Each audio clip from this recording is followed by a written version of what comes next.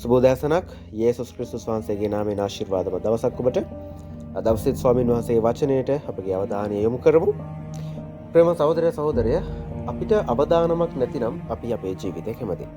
ආර්ථිකයෙන් වේවා, වෙනත් ආකාරයකින් රෝගයකින් වේවා, ප්‍රශ්න පීඩාවලින් අපිට අවදානමක් නැති තාක්කල් අපි කැමති. අපි හිතනවා ඒ වෙලාවට තමයි අපි ශක්තිමත්. ඒ වෙලාවට තමයි අපේ ජීවිතය යහපත්. ඒ වෙලාවට තමයි අපිට ජය ගන්න පුළුවන්.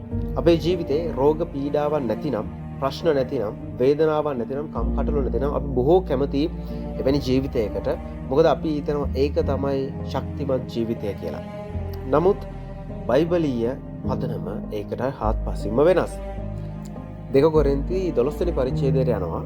12 වෙනි පරිච්ඡේදයේ 9 10 පදවල මෙන්න මේව කියනවා.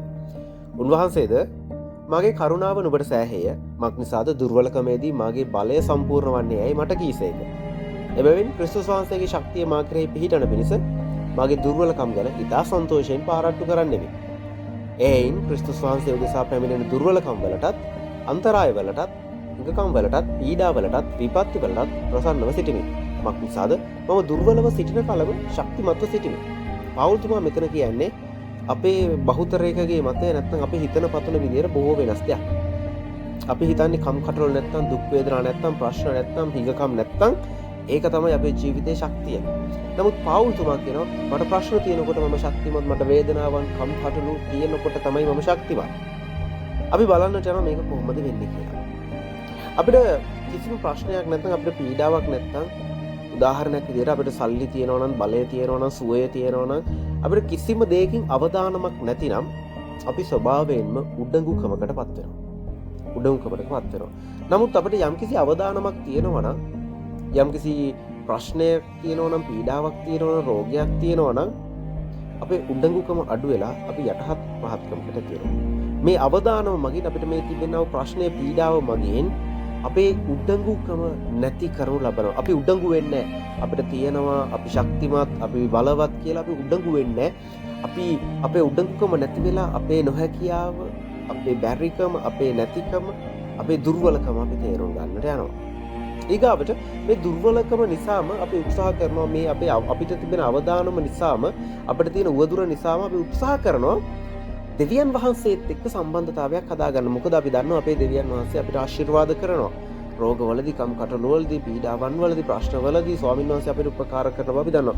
ඉතින් අපේ මේ පීඩාවේදී මේ අවදානම නිසාම අපි උත්සාහ කරනවා දෙවියන් වහන්සේත් එක්ක සම්බන්ධතාවයක් ගොඩනගා ගන්න. අපි යාක්ෂා කරනවා. අපි දේව පාමුල ඉන්නවා. මේ තුල අපේ දේව සම්බන්ධතාවය හැදෙනවා. දේව සම්බන්ධතාවයට මාර්ගයක් තමයි අපිට එන්නා වූ පීඩාවන්, ප්‍රශ්න, අවදානම් තත්ත්වයක්. එතකොට දැන් අපේ උඩඟුකම නැති වෙලා අපි දෙවියන් වහන්සේව හොයනවා. අවසානයේ අපිට සැබෑ දෙවියන් වහන්සේගේ රැකවරණය, අපිට සැබෑ දෙවියන් වහන්සේගේ ශක්තිය, අපේ ජීවිතවල සැබෑ සුවය, සැබෑ ශක්තිය වන දෙවියන් වහන්සේව අපි එළිදරව් කරගන්න. දෙවියන් වහන්සේව අපි දැන හඳුනගන්න. මගේ ප්‍රේමවත් සහෝදර සහෝදරිය, මේ උදෑසන ස්වාමීන් වහන්සේ අපිට කියන දේ තමයි, ඔබට මට ප්‍රශ්නයක් තියෙනවා නම්, පීඩාවක් තිබෙනවා නම්, ඔබ මම යම් අවදානම් තත්ත්වයක ඉන්නවා නම්, ඔබ මම ඒදී තේරුම් අරගෙන අපේ උඩඟුකම් පහ කරගෙන දෙවියන් වහන්සේට ලං වෙන්න. එවිට දෙවියන් වහන්සේ අපේ ශක්තිය. පවුල්තුමාගේ අත්දැකීම තමයි. පවුල්තුමා දුර්වල වෙච්ච විටම තමයි ශක්තිය. මොකද පවුල්තුමා දුර්වල වෙච්ච හැම වෙලාවෙම එයා දෙවියන් වහන්සේගේ ශක්තිය වෙනවා. එතකොට එයාගේ ශක්තිය උනේ දෙවියන් වහන්සේ. පවුල්තුමා දුර්වල වෙලාවට එයාගේ ශක්තිය උනේ දෙවියන් වහන්සේ. එයා ශක්තිමත් වෙලා, පවුල්තුමා ශක්තිමත් වෙලාවට එයාට තිබුණේ එයාගේ ශක්තිය, මිනිස්සෙගේ ශක්තිය. නමුත් එයා දුර්වල වෙච්ච වෙලාවේ එයාට තිබුණේ මිනිස්සෙගේ ශක්තිය නෙමෙයි, දෙවියන් වහන්සේගේ ශක්තිය. ඔබත් මමත් ශක්තිමත් කියලා හිතනවා නම් ඔබට මට තිබෙන්නේ මිනිස්සෙගේ ශක්තිය. නමුත් ඔබ මම දුර්වල වෙලා දෙවියන් වහන්සේගේ ශක්තිය ලබනවා නම් ඒක මිනිස්සෙගේ ශක්තියක් නෙවෙයි, ඊට එහා ගිය බලවන්ත දෙවියන් වහන්සේගේ ශක්තිය.